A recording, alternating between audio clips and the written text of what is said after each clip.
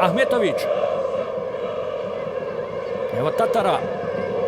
Tatar na drugu stranu. Hebibović. 2:0!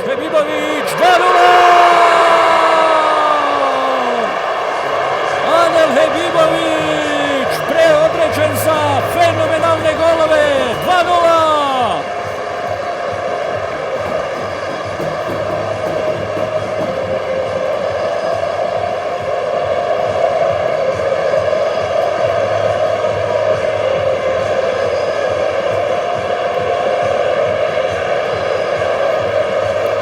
Nije se ni stišala radost nakon prvog gola. Koševo je ponovo eksplodiralo.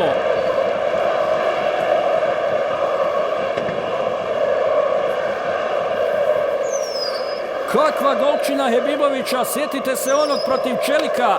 Fenomenalan gol iz voleja sa 25 metara možda, sada je ponovo, Tatar ga je našao.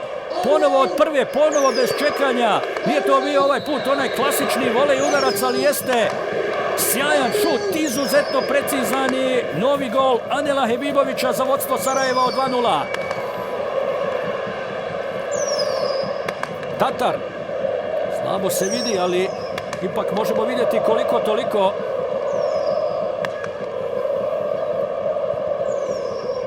Za Hebibovića je ovo bio 5. gol u sezoni. Evo prekršaja tu na sredini terena, oprostite poštovani gledalci, Čulum je ostao, mislim, na travi sa komentatorske pozicije i sa naših kamera 1 i 2 koje su tu na vrhu zapadne tribine. Praktično je nemoguće vidjeti bilo šta, ovako naziremo malo neke stvari, veliki dim dolazi sa sjeverne tribine, nadam se da će se to vrlo brzo razići. Ponovo Sivac prekida, jednostavno nije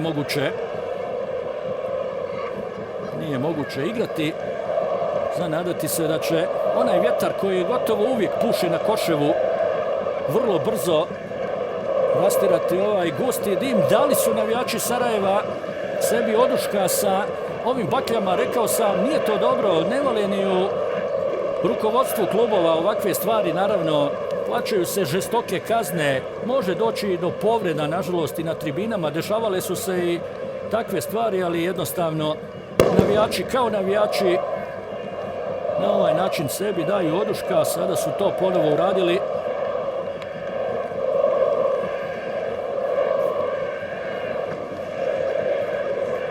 Evo ga sada ipak malo bolje.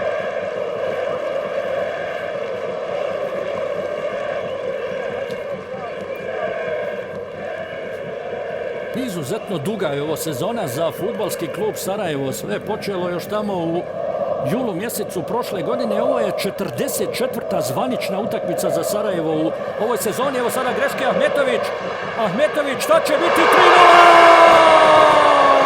Mersulin Ahmetović!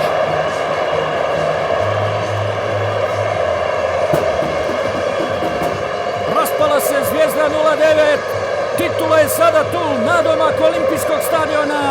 Asim Ferhatović Ase. 14. gol sezone za Mersulina Ahmetovića.